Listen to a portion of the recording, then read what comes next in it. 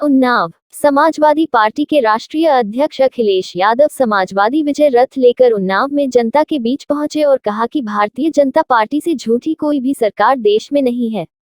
उत्तर प्रदेश में 2022 में होने वाले विधानसभा चुनाव में भारतीय जनता पार्टी का सफाया होना तय है। उन्होंने कहा कि हमारे मुख्यमंत्री जी ने तो बड़े बड़े भाषण और विज्ञापनों में कहा है कि हमने लाखों नौकरियां दी हैं, तो युवाओं को नौकरियां क्यों नहीं मिली। अब समाजवादी विजय रथ निकला है, आने वाले समय में इस झूठी सरकार का सफाया होगा। अखिलेश यादव ने कहा कि सपा सरकार में मेट्रो का शिलान्यास हुआ था, उसी मेट्रो का उद्घाटन करने जा रहे हैं। कानपुर में तो यह मेट्रो बहुत पहले बन जाती, लेकिन हमारे अनुपयोगी नाकाम सीएम ने बहुत समय लगा दिया। उनसे ज्यादा मुकदमे किसी और मुख्यमंत्री पर नहीं होंगे। उन्होंने कहा कि भारतीय जनता पार्टी की सरकार झूठी सरकार है। इसने तो यह भी कह दिया कि ऑक्सीजन से किसी की जान नहीं गई। कोरोना काल में उन्नाव, प्रयागराज व काशी में लाशें बह रही थी। सरकार कहती है कि ऑक्सीजन की कमी से कोई मौत नहीं हुई। लोग सर्दी में तड़प रहे हैं, कोई सुविधा नहीं दी जा रही है। उन्होंने कहा कि आज अस्पतालों की बहुत बुरी दुर्दशा है। अस्पतालों में इलाज, दवाएं, बेड नहीं है। आज लोग अस्पतालों में तड़प रहे हैं, लेकिन यह सरकार कोई इंतजाम नहीं कर पा रही है। सपा मुखिया ने कहा कि अभी भी नौजवानों को लैपटॉप नहीं मिला है। उन्नाव में किसी नौजवान को लैपटॉप नहीं मिला। अखिलेश यादव ने कहा कि हमारे मुख्यमंत्री समाजवादी सरकार में खरीदी गई गाड़ी व प्लेन से ही चलते हैं। समाजवादी पार्टी के अध्यक्ष ने कहा कि उत्तर प्रदेश में चुनाव समय से होगा। उन्होंने कहा समाजवादी विजय रथ निकला है, यह रथ प्रदेश की इस सरकार की पोल खोलेगे। उन्होंने जनता से सवाल किया, बताओ बाबा झूठ बोलते हैं कि नहीं। उन्नाव उत्तर प्रदेश से बीरेंद्र कुमार राजपूत की रिपोर्ट। देखते रहिए आपका अपना चैनल आंचलिक खबरें। अपलोकी खबर आप बनाया था। आप लोगों के माध्यम से, पत्रकार साथियों के माध्यम से ये प्रचार किया गया कि वो समाजवादी पार्टी का। दोपहर आते आते हमारे पास जागरूक पत्रकारों को भी समझ में आ गया समाजवादी पार्टी से कोई रिश्ता नहीं है, तो वो भी पलट गए दोपहर के बाद तक। सुबह तो यही हेडलाइन चल रही थी, समाजवादी पार्टी का इत्र कारोबारी। लेकिन मुझे खुशी है दोपहर आते आते हमारे पत्रकार साथी भी समझ गए कि समाजवादियों से कोई लेना देना नहीं है। आपको ये सोचना चाहिए कि गलत जगह छापा मार दिया। बीजेपी ने अपने ही कारोबारी पे छापा मार दिया, उसकी सीढ़ियां निकलवाइए। अगर एक एक भाजपा के नेता का नाम ना निकले तो बताइएगा हमें।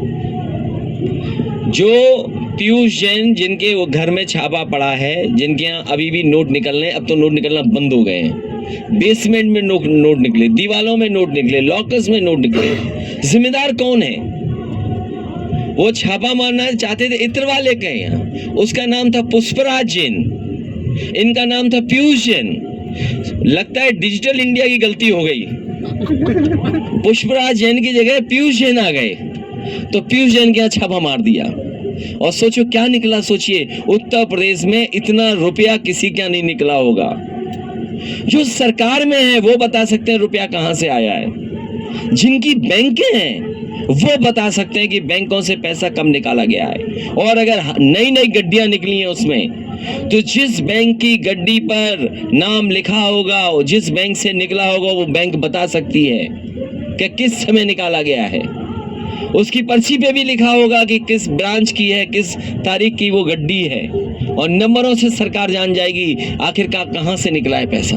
तो सोचो सरकार स्वीकार करेगी कि नहीं करेगी कि जो व्यापारी कहते थे और जो आम लोग कहते थे कि नोटबंदी से अर्थव्यवस्था नहीं बच सकती, नोटबंदी ने उनकी योजना फेल हुई है। जीएसटी जिस तरीके से लागू होनी चाहिए थी, जिस तरीके से जीएसटी का व्यापारियों को लाभ पहुंचना चाहिए था, वो जीएसटी भी योजना उनकी फेल हुई है।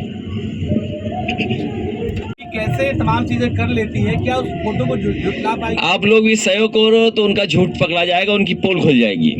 और पोल खोलने के लिए हम आपसे बात करने आए कि जो मेट्रो का उद्घाटन है, बधाई कानपुर के लोगों को। मुझे याद है कि जिस समय शिलान्यास हुआ था उस समय वहाँ के सांसद मुरली मनोज जोशी जी थे।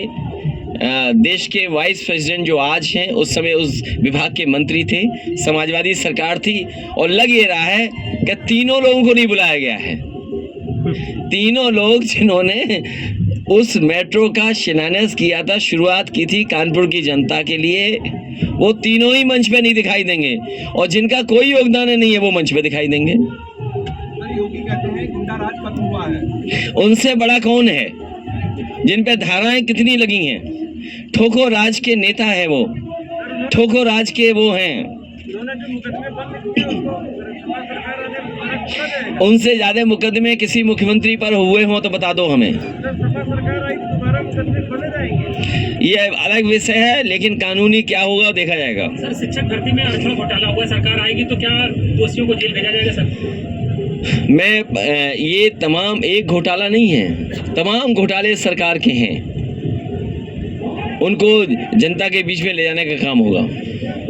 सर, आपकी दो भविष्यवाणियां सच साबित हुई है। कृषि कानून को लेकर पहले ही आपने कह दिया था ये कानून वापस हो सकता है, उसके बाद आपने कहा था कि आईटी की रेट भी बढ़ सकती है तमाम मेरे कंप्लेन को रोकने के लिए। तो अब क्या बीजेपी के पास अब कौन सा कदम बचा होगा, आपको क्या लगता है?